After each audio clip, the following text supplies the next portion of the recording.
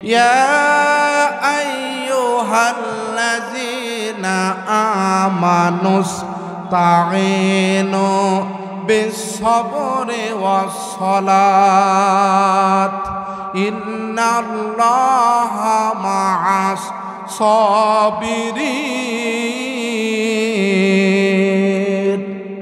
আল্লাহ রাব্বুল আলামিন বলেন, ওহে ইমানদারগণ, তোমরা ধৈর্য এবং নামাজের মাধ্যমে আমি রবের কাছে সাহায্য প্রার্থনা করো। ধৈর্য এবং নামাজের মাধ্যমে আমি রবের কাছে যখন তোমরা সাহায্য প্রার্থনা করবে, ইন্নাল্লাহা মাআস সাবিরিন, নিশ্চয় আমি আল্লাহ পাক কথা দিলাম, আমি আল্লাহ তাআলা ধৈর্যশীল বান্দাদের সাথে রয়েছি। বলেন সুবহানাল্লাহ। এই আয়াত দ্বারা সুস্পষ্টভাবে বোঝা যায় নামাজ একেবারে সাধারণ ইবাদত নয়। এই নামাজটা আমাদেরকে আদায় করতে হবে অত্যন্ত ধৈর্যের সাথে, আদবের সাথে, ইজ্জতের সাথে, মহাব্বতের সাথে। আমাদের সমাজে কিছু কিছু মুসল্লি আছে, আপনারা লক্ষ্য করে দেখবেন, দুনিয়ার সকল কাজে আমাদের ধৈর্য আছে, কিন্তু মসজিদে গেলে কি হয়, মনে হয় মসজিদের ভিতরে থাকতেই চায় না। আবার অনেকে আছে সকলের শেষে মসজিদে যায়, সকল এর আগে মসজিদ থেকে বের হয়। এই ধরনের মুসল্লি আমাদের সমাজে আছে না নাই? ইমাম সাহেব 2-1 মিনিট খুতবা বা বক্তৃতা একটু লেট করে, এমন অনেক মুসল্লি আছে ইমামকে কমান্ড করে, হুজুর আপনি কি সময়ের দাম বোঝেন না? দুনিয়ার সকল কাজে আমাদের ধৈর্য আছে, কিন্তু মসজিদে গেলে কি যে হয়, খালি শুধু সময়ের মূল্যায়ন। আল্লাহর নবী বলেছেন, দুনিয়ার সবচাইতে উৎকৃষ্ট জায়গা হলো আল্লাহর ঘর মসজিদ, আর নিকৃষ্ট জায়গা হলো হাট বাজার। সত্য একটি কথা আপনারা আমাকে বলবেন বাপজানেরা, হাট বাজারে গেলে আমাদের মন বেশি থাকতে চায় না আল্লাহর ঘর মসজিদে গেলে আমাদের মন বেশি থাকতে চায়? ম্যাক্সিমাম মানুষের মুখ থেকে উত্তর আসবে, হুজুর মসজিদের চাইতে হাট বাজারে গেলেই তো আমাদের মন বেশি থাকতে চায়। আবার কিছু কিছু মুসল্লি আছে মসজিদে ঢোকার পরে খালি ঘড়ির দিকে তাকায়, সময় হলেই কাম। আমি আমার এই বয়সে বাংলাদেশের মুসল্লিদেরকে মসজিদে ঢোকার পরে যতবার ঘড়ির দিকে তাকাতে দেখেছি, অন্য কোনো সময় এতবার ঘড়ির দিকে তাকাতে দেখি না। আপনারা দেখছেন কিনা জানেন? আল্লাহ তাআলা কোরআনের অন্যত্র বলেছেন, ইন্না সলাতা তানহা আনিল ফাহশাই ওয়াল মুনকার, নিশ্চয় নামাজ মানুষকে অন্যায় এবং অশ্লীল কার্যক্রম থেকে বিরত রাখে, দূরে রাখে। এটা কার কথা? আল্লাহ পাকের কথা। নিশ্চয় নামাজ মানুষকে অন্যায় এবং অশ্লীল কার্যক্রম থেকে বিরত রাখে, দূরে রাখে। এরপরেও আমাদের সমাজে কিছু কিছু মুসল্লি আছে, আপনারা লক্ষ্য করে দেখবেন ভাইজান, যতক্ষণ নামাজ পড়ে ততক্ষণই মসজিদ থেকে বের হয়ে সুদ খায়। এই ধরনের মুসল্লি আমাদের সমাজে আছে না নেই? নামাজ পড়ে ঘুষ দেয়, নামাজ পড়ে পরের জমির আয় ঠেলে, নামাজ পড়ে মসজিদ মাদ্রাসার বিরুদ্ধে অবস্থান করে, নামাজ পড়ে হক্কানে আলেম ওলামাদের বিরুদ্ধে অবস্থান করে। এরকম অসংখ্য নামাজি মুসল্লি আমার বাংলার জমিনে রয়েছে। আবার কিছু কিছু মুসল্লি আছে, লক্ষ্য করে দেখবেন, নামাজে যদি ইমাম সাহেব রুকু সেজদা একটু দীর্ঘ করে, এরকম গলায় শব্দ করে ইমামকে কমান্ড করে, আছে না নাই? ফতুয়ার কিতাবে এসেছে, কোনো মুক্তাদি মুসল্লি যদি গলার শব্দ করে ইমামকে কমান্ড করে, ওই মুসল্লির নামাজ পরিপূর্ণভাবে হবে না।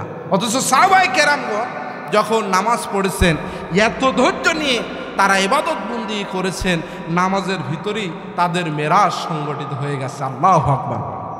বন্ধুগণ আমার, ভাইরা আমার, হযরত আলী রাদিয়াল্লাহু তাআলা আনহু যুদ্ধের ময়দানে যুদ্ধ পরিচালনা করতেছিলেন।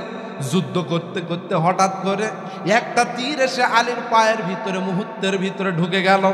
জাবের এবং হুযায়ফা দুইজন সাহাবী যুদ্ধের ময়দানে হযরত আলীর পা থেকে তীরটা টানার জন্য বারবার চেষ্টা করতেছিলেন।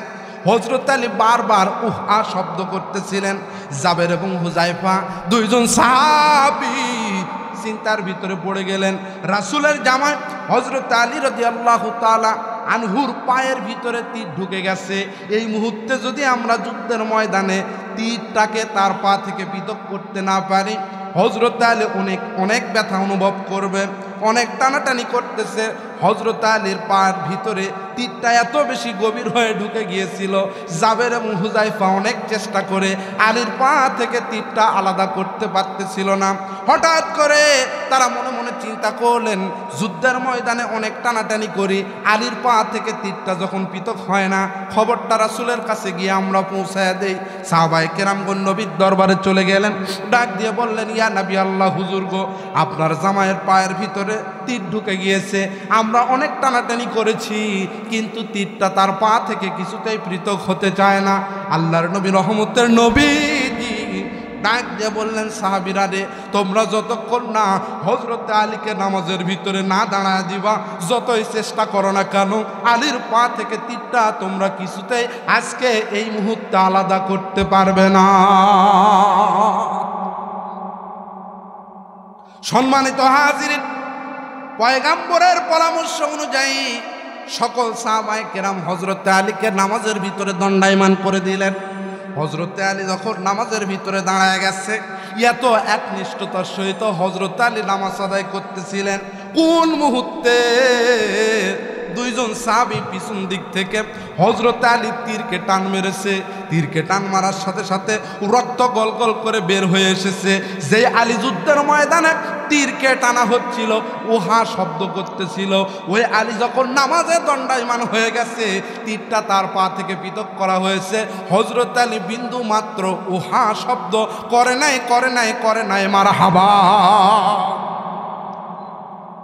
আমার প্রিয় ভাইরা, সাহাবায়ে কেরামগণ অবাক হয়ে গেলেন।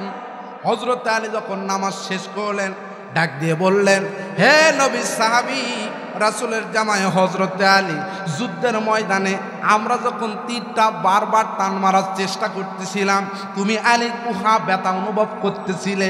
তোমাকে যখন নামাজের ভিতরে দাঁড়ায় দিয়েছি, নামাজরত অবস্থায় তোমার পা থেকে তীরটা যখন টান মেরেছি, রক্ত গলগল করে বের হয়ে গেছে, তুমি উহা শব্দ করলে না, কারণটা কি জানতে চায়? হযরত আলী ডাকতে বললেন, ও পয়গাম্বরের সাহাবীরা গো, আমি আলী আজকে নামাজের ভিতরে এত বেশি মজা পাচ্ছিলাম, আমি যখন নামাজের ভিতরে দণ্ডায়মান হয়ে গেছি, মনে হয় আল্লাহ পাক আমার সামনে কাবা ঘরকে উপস্থাপন করে দিয়েছিল। আজকে আমি কাবা ঘরকে সামনে রেখে আমি আলী বুঝি কাবা ঘরের সামনে দাঁড়ায়া আমি আলী নামাজ আদায় করতেছিলাম। হযরত আলী ডাকতে বললেন, সাহাবীরা, কোন মুহূর্তে তোমরা তীরকে টান মেরেছ? আমি আলী বিন্দু মাত্র উহা ব্যথা পর্যন্ত অনুভব করি নাই। ও উত্তর পাড়ার মুসলমান, গভীরভাবে লক্ষ্য করতে হবে। হযরত আলী নামাজের ভিতরে যখন দাঁড়ায় গেছে, তীরকে তার পা থেকে আলাদা করা হয়েছে, হযরত আলী বিন্দু মাত্র উহা শব্দ করে নাই। তাহলে কি একনিষ্ঠতা নিয়ে হযরত আলী নামাজ আদায় করতেছিলেন? কিতাবের লেখক লেখে, হযরত আলী যেখানে নামাজ আদায় করতেছিলেন, ওখান থেকে কাবা ঘর আরো অনেক দূরে ছিল। রাসূল করিম সাল্লাল্লাহু আলাইহি ওয়াসাল্লাম হাদিস শরীফের ভিতরে বলেন, as-salatu মিরাজুল মুমিনিন, নামাজই হলো মুমিনদের জন্য মেরাজ স্বরূপ। সুবহানাল্লাহ। আজকে আমি আপনি হয়তো উত্তর পাড়ার মসজিদে নামাজ আদায় করতেছি, মনে মনে চিন্তা করতে হবে এইটা হলো কাবার একটা অংশ। মারহাবা কন। এই পৃথিবীতে যত মসজিদ আছে, সমস্ত মসজিদগুলা হলো কাবার অংশ। আপনি যখন উত্তরপাড়া মসজিদে দণ্ডায়মান হয়ে নামাজ শুরু করবেন, মনে মনে এই চিন্তা করতে হবে আমার সামনে কাবা আছে, আর কাবাকে সামনে রেখে আমি নামাজ আদায় করতেছি। একনিষ্ঠতা নিয়ে আপনি যদি ইবাদত বন্দিগি করেন, রব্বে কারিম কোরআনুল কারিমের ভিতরে বলেন, মা খালাকুতুল জিন্না ওয়াল ইনসা ইল্লা লিয়াবুদুন। আমি পৃথিবীতে জিন এবং ইনসান এই দুইটা জাতিকে সৃষ্টি করেছি একমাত্র আমার দাসত্ব এবং আমার গোলামি করার জন্য। মনে করবেন উত্তরপাড়া মসজিদে নামাজ আদায় করতেছি, এই মসজিদটা হলো কাবার অংশ, কাবা আমার সামনে আছে। আপনি যখন এই নিয়ত দিয়ে নামাজ আদায় করবেন, অটোমেটিক ওই নামাজের ভিতরে আপনার মেরাজ সংগঠিত হয়ে যাবে। তার কারণ হলো এই নামাজের জন্য নবী উহুদের ময়দানে দান মোবারক শহীদ করেছেন, সাহাবায়ে কেরামগণ জীবন দিয়েছেন। আমার প্রিয় ভাইয়েরা, এমনি আমি আপনি ইসলামকে পাই নাই। রব্বে কারিম কোরআনুল কারিমের ভিতরে বলেন, ইন্নাদ-দীনা ইনদাল্লাহিল ইসলাম। আল্লাহর কাছে দিন এবং জীবন ব্যবস্থা হলো ইসলাম।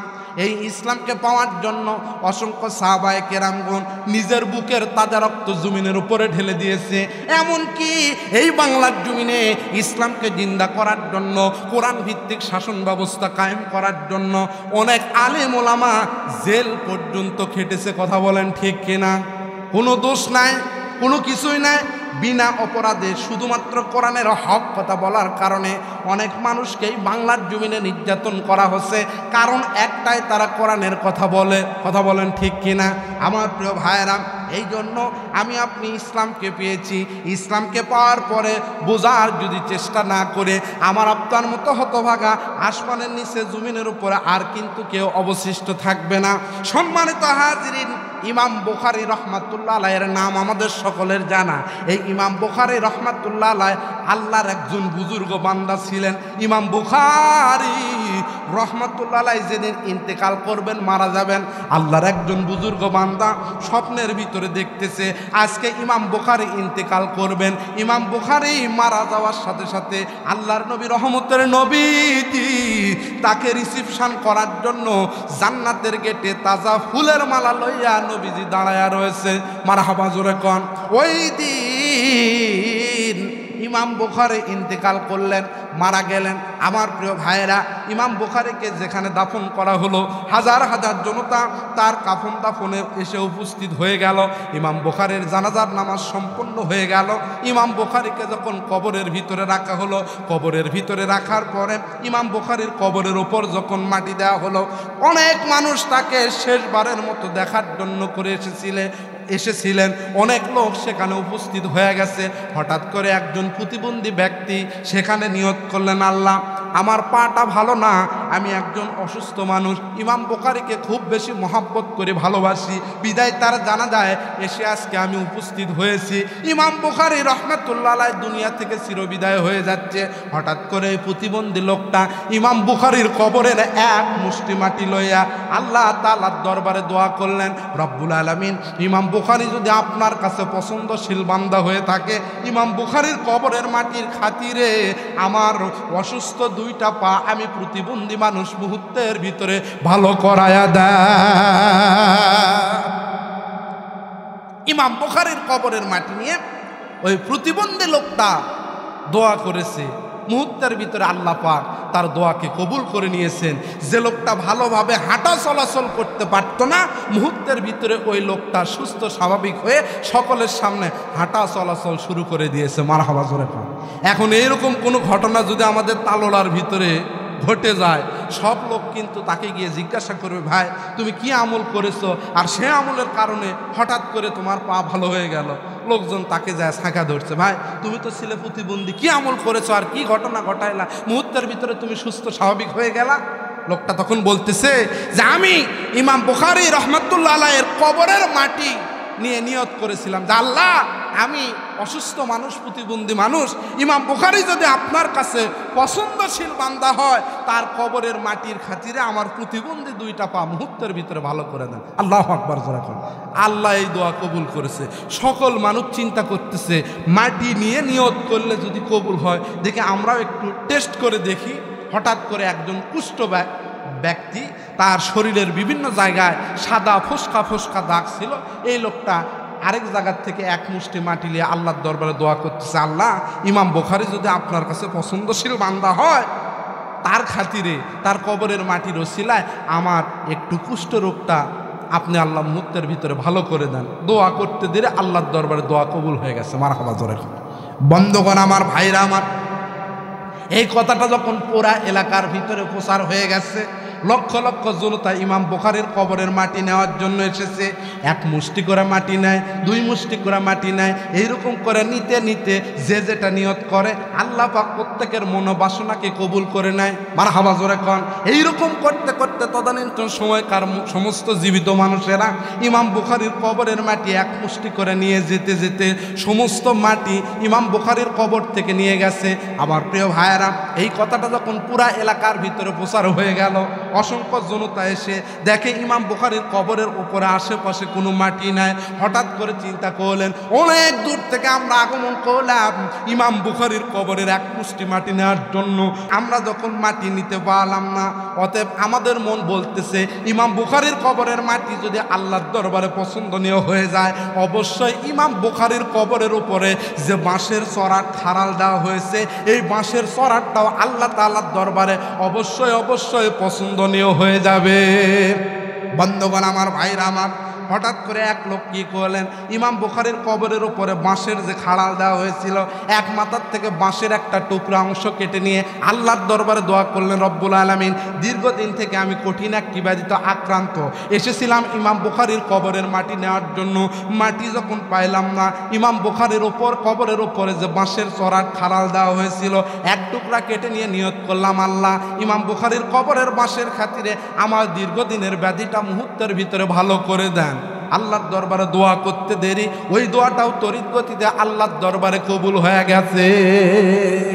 এবার দ্বিতীয়বার সমস্ত মানুষেরা কি করলেন, বাঁশ কাটা শুরু করে দিলেন।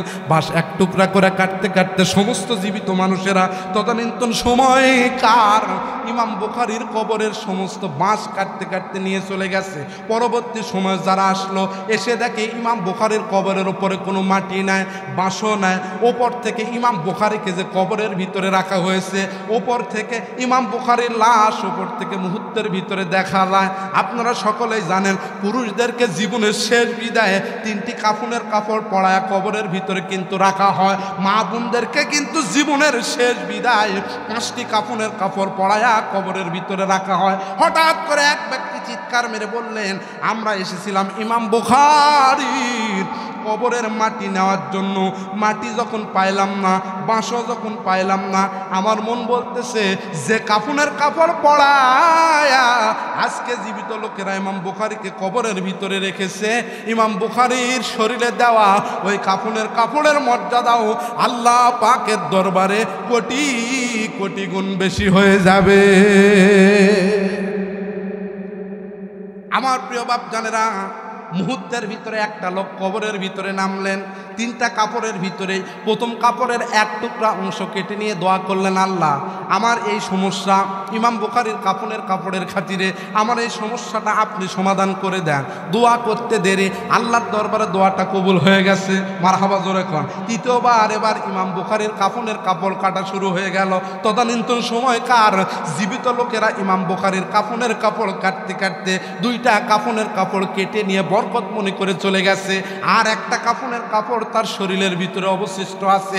ওই একটা কাফনের কাপড় যদি ইমাম বুখারীর রহমাতুল্লাহ আলাইহির শরীর থেকে জীবিত লোকেরা কেটে যদি নিয়ে যায়, তার লাশ দেহকে কিন্তু জীবিত মানুষেরা দেখতে পারবে। আমার প্রিয় ভাইরা, কিতাবের ভিতরে এসেছে তদানীন্তন সময়ে ইমাম বুখারী রহমাতুল্লাহ আলাইহির একজন ওস্তাদ শিক্ষক জীবিত ছিলেন। স্বপ্নের ভিতরে ইমাম বুখারী রহমাতুল্লাহ আলাইহি তার শিক্ষককে জানায় দিলেন, হুজুর, আমি আপনার ছাত্র ইমাম বুখারী দুনিয়াতে নাই, কবরের জগতে চলে এসেছি, আখিরাতের জগতে চলে এসেছি। জীবিত লোকেরা আমার কবরের মাটিকে বরকত মনে করে সমস্ত মাটি নিয়ে চলে গেছে, বাঁশ কাটা শুরু করে দিয়েছে। বাঁশ কাটতে কাটতে সমস্ত বাঁশ তারা নিয়ে গেছে। এমনকি 3টা কাফনের কাপড় পরায়া জীবিত ব্যক্তিরা আমাকে কবরে রেখেছিল, আমার 3টা কাফনের কাপড়ের 2টা কাফনের কাপড় বরকত মনে করে নিয়ে তারা কেটে নিয়ে চলে গেছে। হুজুর, আর একটা কাফনের কাপড় আমার শরীরে অবশিষ্ট আছে, ওইটাও যদি জীবিত লোকেরা বরকত মনে করে কেটে নিয়ে যায়, আমার লাশ জীবিত ব্যক্তিরা দেখতে পারবে। হুজুর, আপনি অনেক দূর থেকে আসিয়া আবার কবরের পাশে একটু দাঁড়ান, আমার লাশকে হেফাজত করেন। ইমাম বুখারীর শিক্ষক অনেক দূর থেকে 1 কদম 2 কদম মারতে মারতে ইমাম বুখারীর কবরের পাশে এসে উপস্থিত হয়ে গেছে। ও উত্তরপাড়ার মুসলমান গভীরভাবে লক্ষ্য করতে হবে, ইমাম বুখারী রহমাতুল্লাহ আলাইহির ওস্তাদ যখন ইমাম বুখারীর কবরের পাশে এসে দাঁড়াইছে, 2 চক্ষুখানা বন্ধ করে দিয়ে আল্লাহ পাক ওলিদেরকে এত বেশি পাওয়ার দান করেন, 2 চক্ষুখানা বন্ধ করলে আল্লাহর ওলি যারা হয় মুহূর্তের ভিতরে পুরা পৃথিবীর খবর তারা 1 নিমিষেই নিতে পারে। আল্লাহু আকবার করে বলেন, লিল্লাহি তাকবীর। বন্ধুগণ আমার, ভাইরা আমার, এইবার ইমাম বুখারীর শিক্ষক ইমাম বুখারীর কবরের পাশে দাঁড়ায়া দুই চক্ষুখানা বন্ধ করে দিয়ে, ইমাম বুখারী তো দুনিয়ার বুকে নাই, কবরের জগতে চলে গেছে, ইমাম বুখারী রূহের সাথে কথা বলা শুরু করে দিয়েছে। ইমাম বুখারীর শিক্ষক ডাক দিয়ে বললেন, বাবা বুখারী, আমি তোমার শিক্ষক, এখনো দুনিয়াতে জীবিত আছি রে বাবা।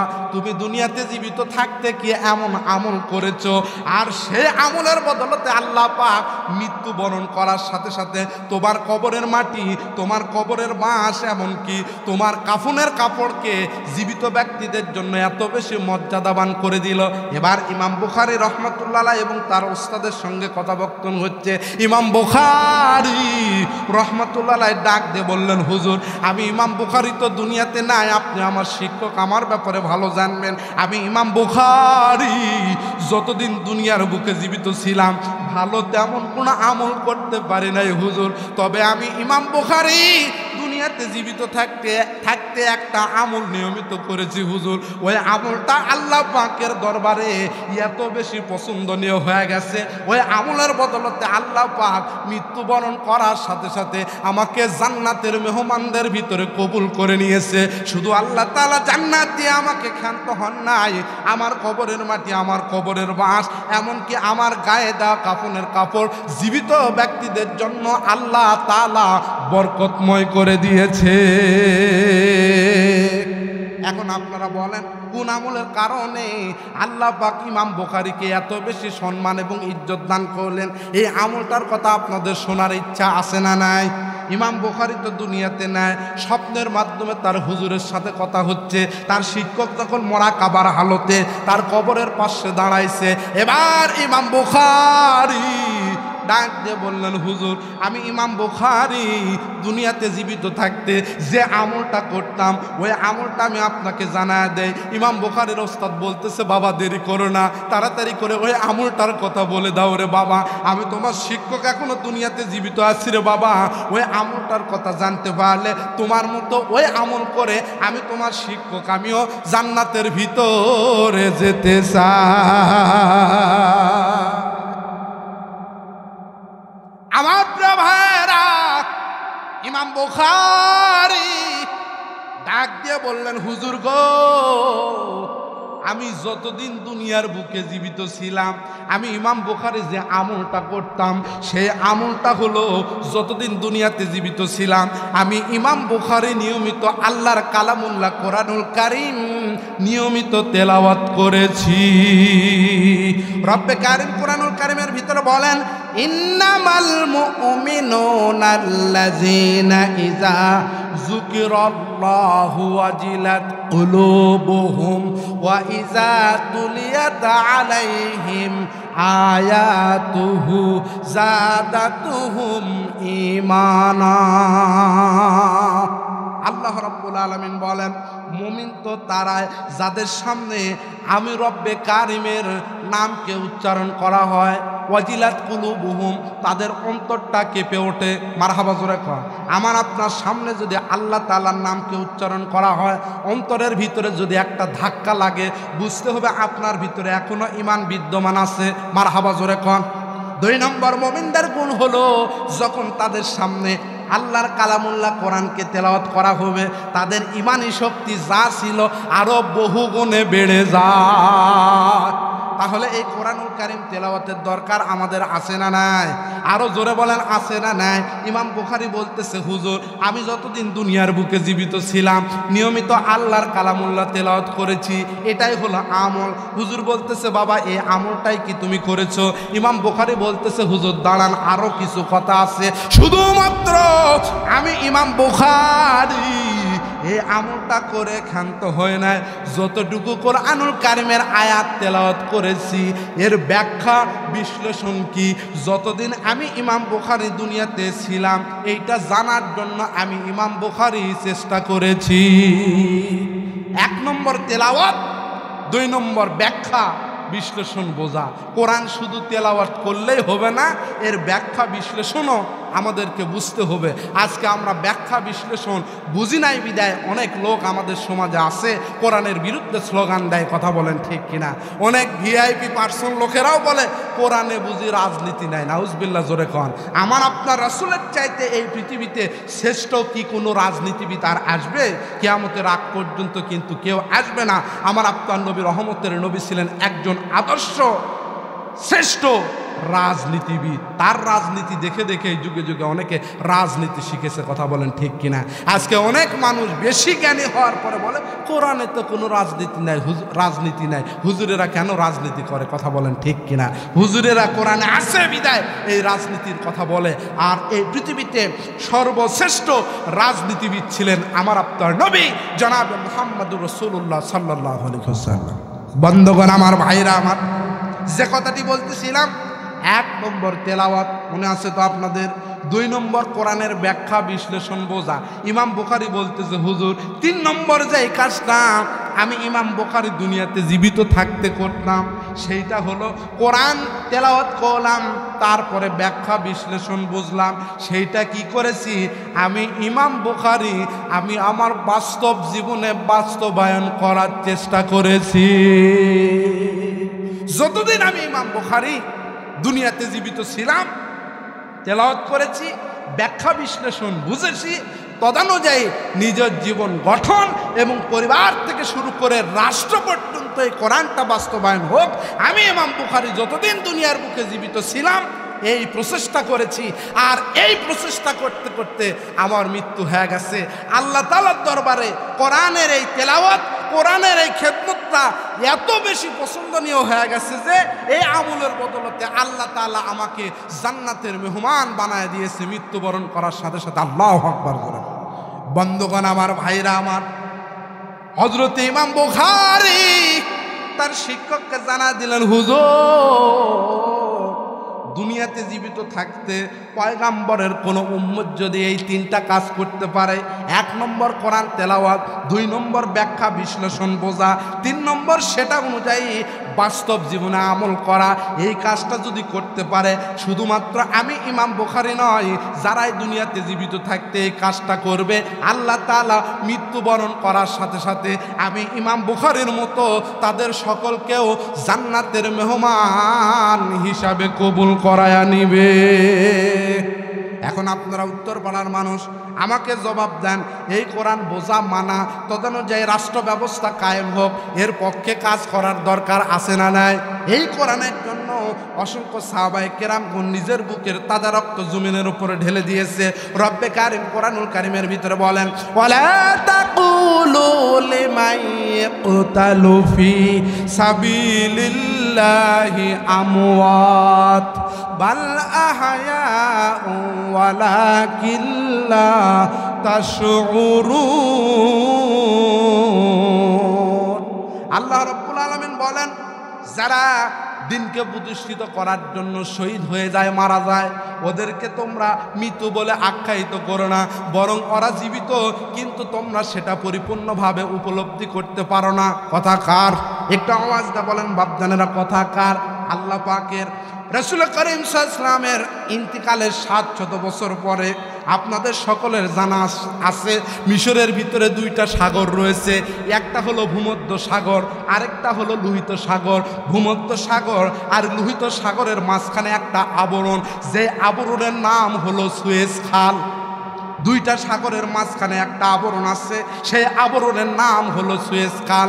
আমার প্রিয় ভাইয়েরা, 2টা সাগরের পানি, একটার পানি হলো লবণাক্ত, আরেকটার পানি হলো মিষ্টি, পাশাপাশি একই গতিতে চলতে থাকে। মাঝখানে আল্লাহ পাক একটা আবরণ সুয়েজ খাল দিয়েছেন। রব্বে কারিম কোরআনুল কারিমের সূরাতুর রহমানের ভিতরে বলেছেন, মারজাল বাহরাইনি ইয়ালতাকিয়ানি বাইনাহুমা বারযাখুল্লা ইয়াবগিয়ান ফাবি আই আলা রাব্বিকুমা তুকাযিবান। মারজাল বাহরাইন, 2টা দুইটা সাগরকে আমি আল্লাহ পাক সৃষ্টি করেছি। এক সাগরের পানি হলো লবণাক্ত লোনা, আরেক সাগরের পানি হলো মিষ্টি। এমনভাবে দুইটার পানি প্রবাহিত হয়ে যায়, লবণাক্ত পানির সাথে মিষ্টি পানি মিশে যায় না, মিষ্টি পানির সাথে লবণাক্ত পানি মিশে যায় না।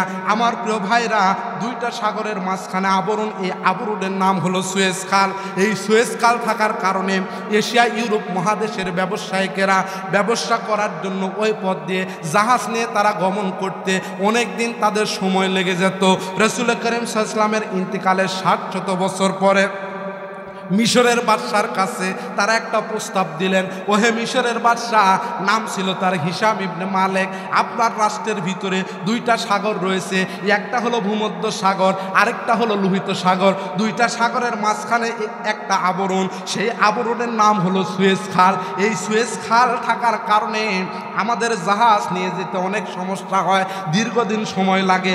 আপনি একটু এই সুয়েজ খালকে খনন করে দেন, দুইটা সাগরকে একত্রিত করে দেন, আমাদের ব্যবসা করা সহজ হয়ে যাবে। রাসূল করিম সাল্লাল্লাহু আলাইহি ওয়াসাল্লামের ইন্তিকালের ৭০০ বছর পরে ব্যবসায়িকদের কথা অনুযায়ী মিশরের বাদশাহ হিশাম ইবনে মালেক ১ লক্ষাধিক কর্মচারী ওই সুয়েজ খাল খনন করার জন্য লেগে দিলেন। সমস্ত কর্মচারীরা সুয়েজ খাল খনন করা শুরু করে দিয়েছে। সুয়েজ খাল খনন করতে করতে তারা যখন মাঝামাঝি পর্যায়ে চলে গিয়েছে, ওই সুয়েজ খালের ভিতর থেকে ১ নয় ২ নয়, তাজা ৭৬টি লাশ অটোমেটিকভাবে বের হয়ে এসেছে।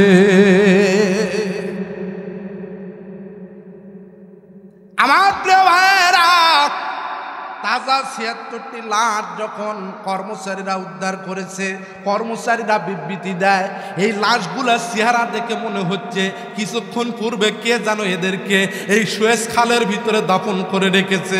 মারহাবা জোরে কোন। তাদের শরীর থেকে রক্ত টসটস করে পড়তেছে, তাদের শরীরে কিছু ক্ষত বিক্ষত চিহ্ন দেখা যায়। মুহূর্তের ভিতরে ওই ৭৬টি লাশ তারা কি করলেন? উদ্ধার করলেন, মিশরের একটি নির্দিষ্ট জায়গায় কাতারবন্দি করে রেখে দিলেন। যারা স্বচক্ষে দেখেছিল রাসূল করিম সাল্লাল্লাহু আলাইহি ওয়াসাল্লামের ইন্তিকালের ৭০০ বছর পরের ঘটনা, ওই লাশগুলা যারা দেখেছে তারা বলেছে এই লাশগুলা চেহারা দেখে মনে হচ্ছে কে যেন কিছুক্ষণ পূর্বে এদেরকে এই সুয়েজ খালের ভিতরে দাফন করে রেখে দিয়েছে। আমার প্রিয় ভাইয়েরা, আবার তারা সুয়েজ খাল খনন শুরু করে দিলেন। সুয়েজ খাল খনন করতে করতে আরও কিছু দূর পর্যন্ত তারা যখন চলে গেছে, আরও ২৬টি লাশ ওই সুয়েজ খালের ভিতর থেকে অটোমেটিক আগের মতো বের হয়ে এসেছে। ওই ২৬টি লাশ যখন ৭২ জনের ৭৬-এর সাথে কাতারবন্দি করে রেখেছে, সুয়েজ খাল খননের শেষ মাথায় তারা চলে গিয়েছে। শেষ মাথার থেকে আরও ২খানা লাশ বের হয়ে এসেছে। সুয়েজ খাল খনন করা শেষ হয়ে গেল, দুইটা সাগরকে তারা একত্রিত করে দিল। মোট লাশের সংখ্যা দাঁড়ালো ১০৬খানা। আমার প্রিয় ভাইরা, এই ১০৬খানা লাশ যখন রাসূল করিম সাল্লাল্লাহু আলাইহি ওয়াসাল্লামের ইন্তিকালের ৭০০ বছর পরে মিশরের মাটিতে যখন একত্রিত করা হলো, সমস্ত লাশগুলা দেখার জন্য অনেক মানুষেরা ভিড় করলো। সকলেই বলতেছে, আহারে, এই লাশগুলা চেহারা দেখে মনে হচ্ছে কিছুক্ষণ আগে এদেরকে কে যেন সুয়েজ খালের ভিতরে দাফন করেছে। অসংখ্য মানুষেরা যখন এই লাশগুলা দেখার জন্য ভিড় করলো, হাজার হাজার জনতা যখন আগমন করলো, একদিন অতিবাহিত হয়ে গেল, ২ দিন অতিবাহিত হয়ে গেল, ৩ দিন অতিবাহিত হওয়ার পরে চতুর্থ রজনীতে মিশরের বাদশাহ হিশাম ইবনে মালেক যখন ঘুমের ঘরে নিমগ্ন হয়ে গেছে, গভীর ঘুম যখন তাকে ধরে গেছে, আল্লাহর নবী আর রওজাতে নাই, নবীজি রওজাত থেকে ডাকতে বলে, ও মিশরের বাদশাহ হিশাম ইবনে মালেক রে, তুমি এখনো ঘুমিয়ে আছো, তুমি হয়তো জানো না, তুমি যেই কর্মচারীদেরকে সুয়েজ খাল খনন করার জন্য লেগে দিয়েছো, তারা যে ১০৬খানা লাশ উদ্ধার করেছে, আমি নবীজি স্বপ্নের মাধ্যমে তোমাকে জানায় দিলাম, ওই ১০৬ জন হলো আমি নবীজির জালিলে কদর সাহাবী। মুহূর্তের ভিতরে হিশাম ইবনে মালেকের ঘুম ভেঙে গেছে। বাপরে বাপ, আল্লাহ রাসূল স্বপ্নের ভিতরে আমাকে কি জানাইলো। হিশাম ইবনে মালেক স্বপ্নের ভিতরে রাসূলকে দেখার সাথে সাথে অস্থির হয়ে গেছে। ঘুম থেকে জাগ্রত হওয়ার পরে চিন্তা করলেন, আল্লাহ, আমার বড় স্বাদ ছিল, ইচ্ছা ছিল রাসূল করিম সাল্লাল্লাহু আলাইহি ওয়াসাল্লামকে স্বপ্নের ভিতরে এক নজর দেখব। নবীজি নিজেই যখন আমার সঙ্গে দেখা দিয়েছে, আমার মন বলতেছে আমার তকদির, কপালটা বড় ভালো। ১ কদম ২ কদম মারতে মারতে চলে গেলেন মিশরের কোথায় সুয়েজ খাল, ওই ১০৬খানা লাশ কোথায় কাতারবন্দি করে রাখা হয়েছে। আমার প্রিয় ভাইরা, হিশাম ইবনে মালিক এসে সমস্ত লাশগুলাকে দেখে দুই চোখের পানি ছেড়ে দিয়ে কান্দে। বাপরে বাপ, এই লাশগুলা তো এখনকার নয়। আল্লাহর নবীজি দুনিয়াতে জীবিত থাকতে আল্লাহর দিনকে, কোরআনকে প্রতিষ্ঠিত করার জন্য এই 106খানা রাসূল করিম সাল্লাল্লাহু আলাইহি ওয়াসাল্লামের সাহাবী আল্লাহর দিনের জন্য, কোরআনের জন্য স্বয়ং রাসূল করিম সাল্লাল্লাহু আলাইহি ওয়াসাল্লামের সাথে জিহাদের ময়দানে গমন করেছে। আল্লাহু আকবার বলেন। আল্লাহর নবীজি জানা দিলেন, হিশাম রে, আর ওদেরকে জমিনের উপরে রাখিও না। তার কারণ হলো শহীদের লাশ কোনোদিন গলবে না, শহীদের লাশ কোনোদিন পচবে না, শহীদের লাশ মাটি কোনোদিন গ্রাস করতে পারবে না। মহাশর ময়দান যখন হয়ে যাবে, কাল কিয়ামতের ময়দানে যে অবস্থায় আমি নবীজি তাদেরকে দাফন করেছিলাম, ওই রকম রক্তমাখা অবস্থায় তারা আল্লাহ পাকের দরবারে হাজির হয়ে যাবে। আমার প্রিয় ভাইয়েরা, হিশাম ইবনে মালিক আর বেশি দেরি করলেন না, দ্বিতীয়বার তাদেরকে পুনরায় দাফন করলেন। এই ঘটনার দ্বারা আমি আপনাদেরকে সুস্পষ্টভাবে বুঝাইতে চাই, ইন্নাদ দীনা ইনদাল্লাহিল ইসলাম, আল্লাহর কাছে মনোনীত দিন, জীবন ব্যবস্থা হলো ইসলাম। এই ইসলামকে প্রতিষ্ঠিত করার জন্য, কোরআনকে প্রতিষ্ঠিত করার জন্য যারা বুকের তাজা রক্ত ঢেলে দিয়ে শাহাদতের সুধা পান করেছে, তারাই সকলেই যদি প্রকৃত নিয়ত নিয়ে জিহাদ করে থাকে, আল্লাহ পাক ওই সকল শহীদদের মর্যাদাও তাদেরকে দান করবে। আল্লাহ তাআলা যেন কবুল করেন, আমরা সকলে বলে আল্লাহুম্মা আমিন। তার কারণ হলো রব্বে কারীম কোরআনুল কারীমের ভিতরে বলেন, ইয়া আইয়ুহাল্লাযীনা আমানু দুখুলু ফিস-সিলমি কাফা ওয়ালা তাত্তাবিউ খুতুওয়াতিশ শাইতান। আল্লাহু আকবার, জোরে বলেন। ইন্নাহু লাকুম আদুউম মুবিন। আল্লাহ রাব্বুল আলামিন বলেন, ওহে ঈমানদারগণ, তোমরা পরিপূর্ণভাবে ইসলামের ভিতরে দাখিল হয়ে যাও, আর তোমরা শয়তানের পদাঙ্ক অনুসরণ করো না। নিশ্চয় শয়তান তোমাদের জন্য প্রকাশ্য দুশমন, শত্রু। আমার প্রিয় ভাইয়েরা, এই জন্য যতদিন এই পৃথিবীর বুকে জীবিত থাকবো, এই কোরআনের আন্দোলন করার জন্য আমরা সকলে রাজি আছি তো ইনশাআল্লাহ। কোরআন বাংলার জমিনে, এমনকি পার্লামেন্ট পর্যন্ত যাক, এটাকে আমরা সকলেই চাই। আজকে বাংলার জমিনে, বাংলার পার্লামেন্টে যদি কোরআন যায়, এই বাংলার জমিনে চুরি থাকবে না, জেনা থাকবে না, সুদি কারবার থাকবে না, মারামারি হানাহানি কাটাকাটি কোনো কিছুই থাকবে না। সকল মানুষ তাদের ন্যায্য অধিকার ফিরে পাবে। কথা বলেন ঠিক কিনা? আমার প্রিয় ভাইয়েরা, আজকে কোরআন বাংলার পার্লামেন্টে যাক, এই ব্যাপারে যদি কেউ দ্বিমত পোষণ করে, বুঝতে হবে তার ইমানের ভিতরে ভেদাল আছে। যদি কোনো আলেম কোরআনের বিরুদ্ধে অবস্থান করে, কোরআন বাংলার পার্লামেন্টে বাস্তবায়ন হোক, এই ব্যাপারে যদি বিরোধিতা করে, বুঝতে হবে ও আলেম নামে কলঙ্ক, ইহুদি খ্রিস্টানদের দালাল। কথা বলেন ঠিক কিনা? তার কারণ আমরা আমাদের জীবনের চাইতে কোরআনকে বেশি ভালোবাসি, নবী মুহাম্মদুর রাসূলুল্লাহ সাল্লাল্লাহু আলাইহি ওয়াসাল্লামকে ভালোবাসি, মসজিদকে ভালোবাসি, মাদ্রাসাকে ভালোবাসি। কথা বলেন ঠিক কিনা? রাসূল করিম সাল্লাল্লাহু আলাইহি ওয়াসাল্লাম হাদিস শরীফের ভিতরে ফরমাইছেন, লা ইউমিনু আহাদুকুম হাত্তা আকুনা আহাব্বা ইলাইহি মিন ওয়ালিদিহি ওয়া ওয়ালাদিহি ওয়ান নাসি আজমাইন। তোমরা কেউ ঈমানদার হতে পারবে না যতক্ষণ না আমি রাসূল তোমাদের কাছে, তোমাদের পিতামাতা, তোমাদের সন্তান সন্ততি, অন্যান্য মানুষদের চাইতে আমি রাসূল যতক্ষণ না তোমাদের কাছে প্রিয় না হব, ততক্ষণ পর্যন্ত তোমরা কেউ ঈমানদার হতে পারবে না। আমার প্রিয় ভাইয়েরা, আমরা আমাদের জীবনের চাইতেও নবী মুহাম্মদুর রাসূলুল্লাহ সাল্লাল্লাহু আলাইহি ওয়াসাল্লামকে ভালোবাসতে হবে। সবাই রাজি আছেন তো ইনশাআল্লাহ? কারণ রাসূল করিম সাল্লাল্লাহু আলাইহি ওয়াসাল্লাম এই কোরআনের জন্য উহুদের ময়দানে দান্দান মোবারক শহীদ করে দিয়েছে। কোরআনের জন্য রাসূল করিম সাল্লাল্লাহু আলাইহি ওয়াসাল্লাম নিজে পরীক্ষা খনন করেছেন। সাহাবায়ে কেরামগণ ঝুড়ির ভিতরে মাটি তুলে দিয়েছেন, ওই মাটি রাসূল করিম সাল্লাল্লাহু আলাইহি ওয়াসাল্লাম মাথার উপরে, পিঠের উপরে বহন করে নিয়ে গিয়েছেন। আল্লাহু আকবার, জোরে কোন। এত কষ্টের পরে আমি আপনি যখন ইসলাম পাইলাম, পাওয়ার পরে ইসলামকে যদি না বুঝি, কোরআনকে যদি না বোঝার চেষ্টা করি, আমার আপনার মতো হতভাগা আসমানের নিচে জমিনের উপরে আর কেউ থাকবে না। অনেক যুবক ভাইয়ার আমাকে বলেছে, হুজুর আমাদের ব্যাপারেও কিছু কথা বলবেন। যুবকদের জন্য সবচাইতে উত্তম নসিহত হলো, পিতামাতা যদি দুনিয়াতে জীবিত থাকে তাদের খেদমত করতে হবে। কথা বলেন ঠিক কিনা? রব্বে কারিম কোরআনুল কারিমের ভিতরে বলেন, ওয়াকাদা রাব্বুকা আল্লা তা'বুদু ইল্লা ইয়াহু ওয়া বিল ওয়ালিদাইনি ইহসানা। জোরে বলেন আল্লাহু আকবার। আল্লাহ রাব্বুল আলামিন বলেন, আমার ইবাদতের পর তোমরা তোমাদের পিতামাতার সাথে উত্তম আচরণ করবা, ভালো ব্যবহার করবা। কথা কার? আল্লাহ পাকের। আমাদের সমাজে কিছু কিছু যুবক ভাইরা আছে, তিন কথার সাথী, বউ পাওয়ার পরে বাপ হয় বুড়া আর মা হয় বুড়ি, আছে না নাই? আরে যুবক ভাই শোনেন, এই পৃথিবীতে আমাকে আপনাকে সবাই মহাব্বত করে কোনো না কোনো স্বার্থের কারণে, নিঃস্বার্থভাবে। এই পৃথিবীতে ভালোবাসার মানুষ হলো দুইজন, একজন হলেন বাবা আর অন্যজন হলেন মা। আজকে যাদের বাবা দুনিয়াতে নাই, আজকে যাদের মা দুনিয়াতে নাই, তাদের কাছে গিয়ে জিজ্ঞাসা করেন, আগে আপনার বাড়ি গাড়ি জায়গা জমি তেমন কিছু ছিল না, আজকে আপনার টাকা পয়সার অভাব নাই, বিল্ডিং বাড়ির অভাব নাই, কিন্তু অভাব কি? ওই লোকটা কান্না বিজড়িত কণ্ঠে বলবে, ভাই কি বলবো, দুঃখের কথা, আমার মা বাবা দুনিয়াতে নাই, বাংলাদেশের এক প্রান্ত থেকে অপর প্রান্তে গেলাম, কিন্তু মা বাবার মতো আপনজন এই পৃথিবীতে আর কাউরে দেখলাম না। আপনার বউ আপনাকে মহব্বত করে ভালোবাসে, এর ভিতরেও স্বার্থ আছে। স্বার্থ ফুরা গেলে এই বাংলার জমিনে অসংখ্য নজির, বউ স্বামীকে বাদ দিয়ে চলে গেছে। কথা বলেন ঠিক কিনা? আরে যুবক ভাই শোনেন, আপনি 5 বছর বিদেশের মাটিতে থেকেছেন, 5 বছর পরে দেশের মাটিতে আপনি ফিরে আসবেন। আপনি যদি আপনার স্ত্রী ওয়াইফকে বলেন, কে গো 5 বছর ধরে দেশে নাই, বিদেশের মাটিতে রয়েছি, 5 বছর পরে দেশে ফিরে যাচ্ছি, তোমার জন্য কি কিছু লাগবে? বউ আপনাকে মোবাইল ফোনে উত্তর দিবে, শোনো 5 বছর ধরে তুমি নাই, আমি চিন্তা করেছি তুমি যখন আসবা আমার জন্য সোনার চেন নিয়ে আসতে হবে।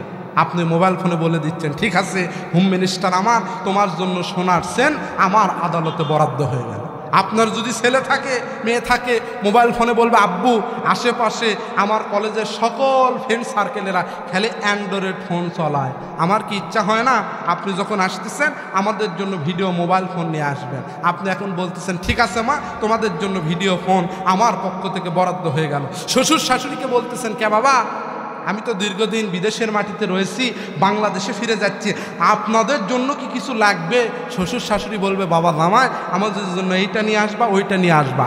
আপনার গর্ভধারিণী মা যদি জীবিত থাকে, ছোট্ট মোবাইল ফোন নিয়ে বিদেশের মাটি থেকে ওই মাকে কল করে যদি বলেন, মা 5 বছর ধরে আমি বিদেশের মাটিতে রয়েছি, ও মা 5 বছর পরে দেশের মাটিতে ফিরে যাচ্ছি, তোমার কি কিছু লাগবে?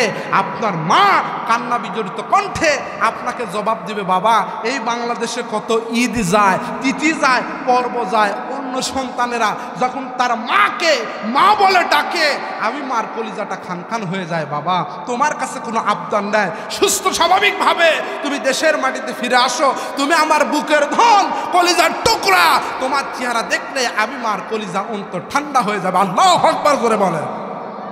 যুবক ভাই, আপনি দেশের মাটিতে ফিরে এসেছেন, আপনার আদরের প্রিয়তমা স্ত্রী আপনার হাতের দিকে তাকিয়ে থাকবে, আপনি তার জন্য সোনার চেন এনেছেন কিনা, এনেছেন কিনা? আপনার ছেলে মেয়ে তাকায় থাকবে, আব্বু আমাদের ভিডিও মোবাইল ফোন এনেছে কিনা? আপনার শ্বশুর শাশুড়ি তাকায় থাকবে, জামাই আমাদের জন্য বিদেশ থেকে 5 বছর পরে আসলো, কি নিয়ে এসেছে?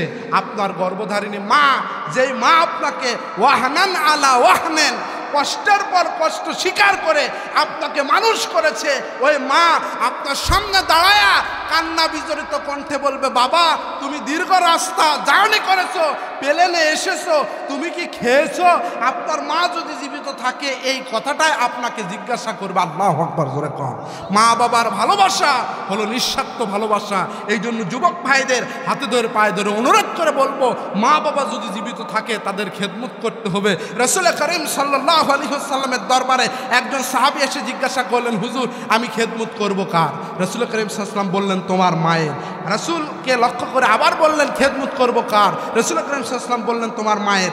আবার জিজ্ঞাসা করলেন, খেদমত করব কার? রাসূল করিম সাল্লাল্লাহু আলাইহি ওয়াসাল্লাম বললেন, তোমার মায়ের। এরপর আবার যখন প্রশ্ন করা হলো, রাসূল করিম সাল্লাল্লাহু আলাইহি ওয়াসাল্লাম বললেন, এরপরে তুমি তোমার খেদমত করবে তোমার বাবার। আল্লাহু আকবার জোরে। বন্ধুগণ আমার, ভাইয়েরা আমার, আলোচনা শেষ পর্যায়ে এসেছি। রাসূল করিম সাল্লাল্লাহু আলাইহি ওয়াসাল্লামের একজন সাহাবী নাম হলো হযরতে আলকামা। মৃত্যুর সময় ঘনিয়ে আসলো। এই আলকামাকে কালেমার তালকিন দেওয়া হচ্ছিল। আলকামাকে বারবার কালেমা পড়ানোর জন্য প্রস্তুতি নেওয়া হচ্ছিল, কিন্তু আলকামা কালেমা পড়তে পারে না। হঠাৎ করে একজন সাহাবী বললেন, আলকামা নিশ্চয় দুনিয়াতে জীবিত থাকতে, তার মা যদি জীবিত থাকে, এই মা হয়তো তার প্রতি অসন্তুষ্ট রয়েছে। আমরা আলকামাকে এত কালেমার তালকিন দেই, আলকামা কিছুতেই মৃত্যু বরণ করে না। ঘটনাটা কি জানতে চায়, ব্যাপারটা কি জানতে চায়। সাহাবায়ে কেরামগণ চলে গেলেন আল্লাহর নবীর দরবারে। রাসূল করিম সাল্লাল্লাহু আলাইহি ওয়াসাল্লামের দরবারে গিয়ে জিজ্ঞাসা করলেন, ইয়া নবী আল্লাহ, হুজুর গো, আপনার সাহাবী আলকামার মৃত্যুর সময় ঘনিয়ে এসেছে, আমরা তাকে কালেমার তালকিন দেই, অথচ আলকামা কালেমা পড়তে পারে না। রাসূল করিম সাল্লাল্লাহু আলাইহি ওয়াসাল্লাম বললেন, ও আমার সাহাবীরা, তোমরা খবর নিয়ে দেখো, আলকামার মা তার প্রতি অসন্তুষ্ট রয়েছে।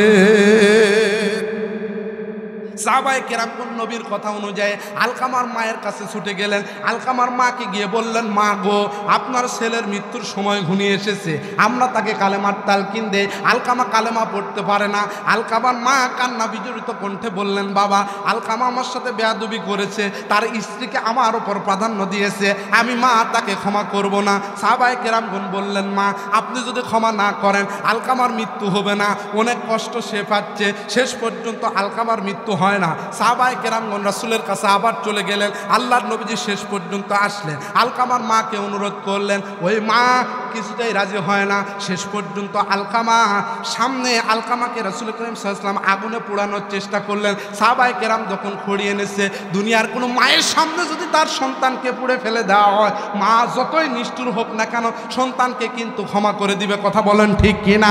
তার সামনে সন্তান আগুনে জ্বলবে, কোনো কঠোর মা এটা মেনে নিতে পারবে না। রাসূল করিম যখন এই নির্দেশ দিলেন, সাহাবায়ে কেরাম কাঠ খড়ি যখন এনেছেন আগুন জ্বালাবে, ঠিক এমন মুহূর্তে আলকামার মা বললেন, আমি আলকামাকে ক্ষমা করে দিলাম। মা যখন ক্ষমা করে দিয়েছে, মুহূর্তের ভিতরে আলকামা কালেমা পড়তে পড়তে দুনিয়া থেকে চিরবিদায় হয়ে গিয়েছে। আল্লাহু আকবার জোরে বলেন।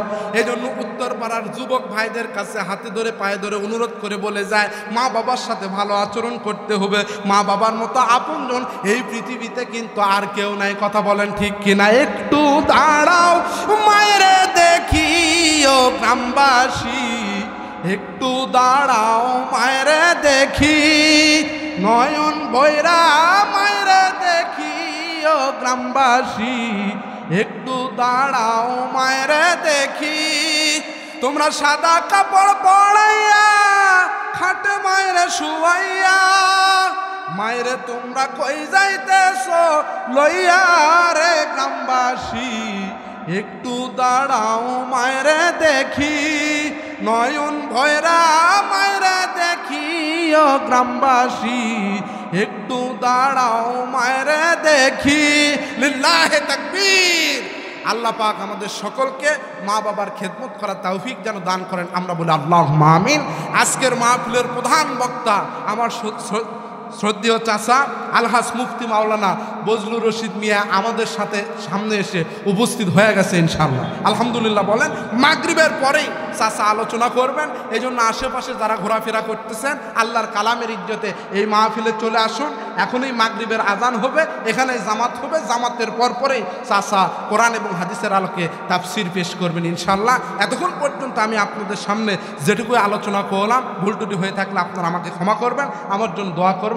আল্লাহ তাআলা আজকের বক্তা এবং শ্রোতা উভয়দেরকে যেন তার হেদায়েতের প্রতীক হিসাবে কবুল করেন, আমরা বলি আল্লাহুম্মা আমিন। আসসালামু আলাইকুম ওয়া রাহমাতুল্লাহি তাআলা ওয়া বারাকাতুহু।